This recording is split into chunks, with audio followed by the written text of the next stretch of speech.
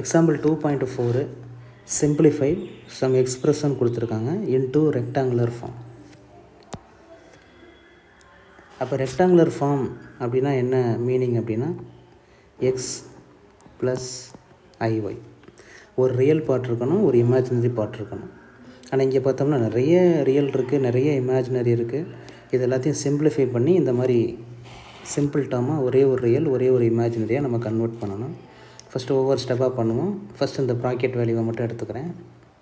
அப்போ ஹியர் என்ன அப்படின்னா 1 + i by 1 - i.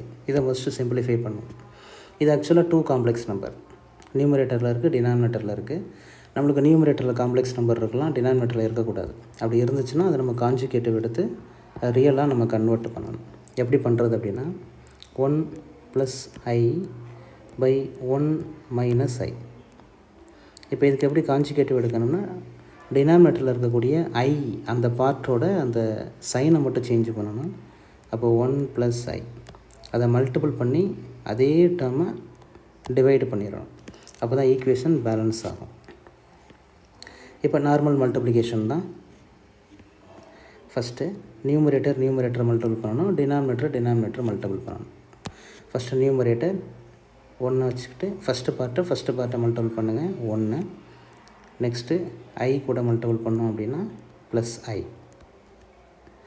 Next second ஐயை வச்சுக்கிட்டு 1 கூட மல்டிபிள் பண்ணணும். அப்போ +i. Next i × i squared அப்போனா +i². டினாமினேட்டரில் ரெண்டுமே சேமாக தான் இருக்குது. இங்கே 1 - i இருக்குது, இங்கே 1 + i இருக்குது. நம்மளுக்கு காம்ப்ளெக்ஸ் நம்பரில் ஒரு ஃபார்முலா இருக்குது. அது என்ன அப்படின்னா a + b × a - b. இந்த ஸ்ட்ரக்சரில் இருந்துச்சு அப்படின்னா a² + b² அப்படின்னு நம்ம எழுதிக்கலாம். அப்போ இங்கே ஏங்கிற பிளேஸில் 1, பிங்கிறது ஐயோட கோஎஃபிஷியன்ட். அது ப்ளஸ்ஸா மைனஸான்னு பார்க்க வேணாம், ஜஸ்ட்டு நம்பரை மட்டும் நீங்கள் எடுத்துக்கிறங்க. a = 1, b = 1. அப்போ இந்த ஃபார்முலா நம்ம அப்ளை பண்ணோம்னா a² + b².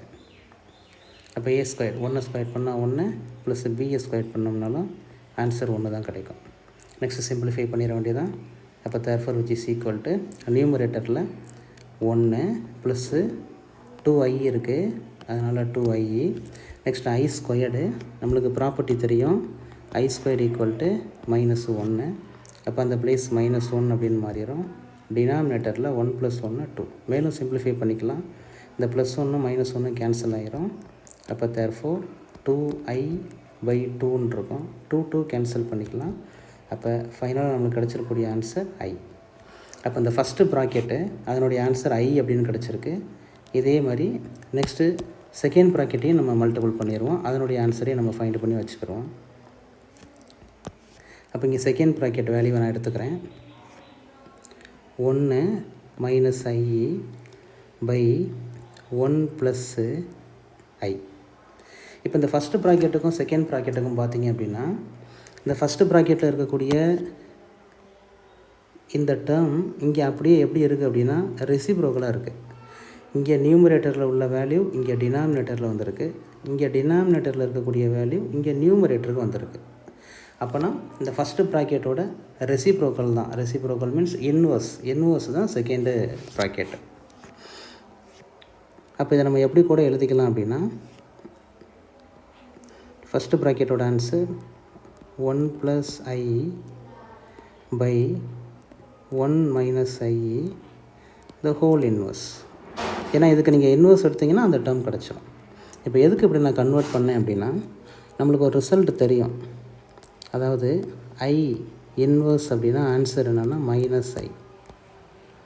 இது இமேஜினரி நம்பருடைய ப்ராப்பர்ட்டி. அப்போ இன்வர்ஸ் இருந்துச்சுன்னா -i அப்படின்னு நம்ம போட்டுக்கலாம். அப்போ therefore இப்போ நம்மளுக்கு இந்த ப்ராக்கெட் வேல்யூ இருக்குல்ல, இதைத்தானே இங்கே நம்ம ஃபைண்ட் பண்ணி வச்சுருக்கோம். இந்த ஆன்சரை தானே இங்கே ஃபைண்ட் பண்ணி வச்சுருக்கோம். அப்போ அந்த ஆன்சர் என்னது i, மேலே இன்வர்ஸ் அப்படின்னு நம்ம போட்டுக்கலாம். இப்போ இந்த ப்ராப்பர்ட்டியை யூஸ் பண்ணி i பவர் -1 அப்படின்னா -iன்னு நம்ம அதை கன்வெர்ட் பண்ணிக்கலாம். அப்போ ஆன்சர் -i. அப்போ நம்ம இதுக்கு கான்ஜுகேட்டிவ் எடுத்து பெரிய லெவலில் சம்ம பண்ணாமல் ஈஸியாக இந்த ப்ராப்பர்ட்டிஸை யூஸ் பண்ணி ஆன்சர் ஃபைண்ட் பண்ணிடலாம். அப்போ ஃபஸ்ட்டு ப்ராக்கெட்டோட ஆன்சர் +i, செகண்ட் ப்ராக்கெட்டோட ஆன்சரு மைனஸ் ஐ. ரெண்டையும் ஃபைண்ட் பண்ணியாச்சு. இப்போ கொடுத்துருக்கூடிய கிவனில் வச்சு நம்ம ஆன்சரை மட்டும் ஃபைண்ட் பண்ணால் போதும். அப்போ நெக்ஸ்ட்டு இப்போ தான் என்ன பண்ண போகிறோம் அப்படின்னா கிவனையே எடுத்து எழுத போகிறேன். அப்போ தேர்ஃபோர் கிவன் கொடுத்துருக்காங்க, அதை எடுத்து எழுதிட வேண்டியதான். Given which is equal to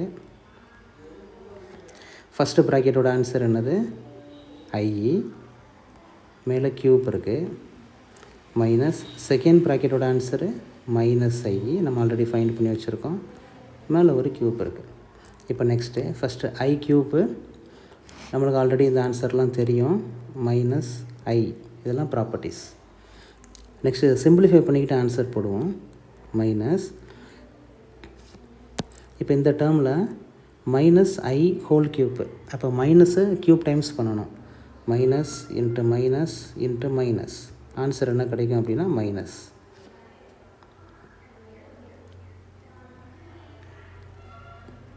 அப்போ வெளியில் ஒரு மைனஸ் இருக்குது, இதுக்கு ஒரு மைனஸ் வரும்போது அது என்னவா மாறிடும்னா ப்ளஸ்ஸாக மாறிடும். நெக்ஸ்ட்டு ஐ மட்டும் க்யூப் டைம்ஸ் போடணும், அப்போ ஐ க்யூப் அப்படின்னு கிடைக்கும். அப்போ which is equal to minus i plus i க்யூப்போட ஆன்சர் தான் நம்மளுக்கு தெரியுமே மைனஸ் ஐ, அதுவும் ரிசல்ட்டு தான். அப்போ therefore minus i minus i which is equal to minus 2i, இதுதான் அதோடைய ஆன்சர். That's all.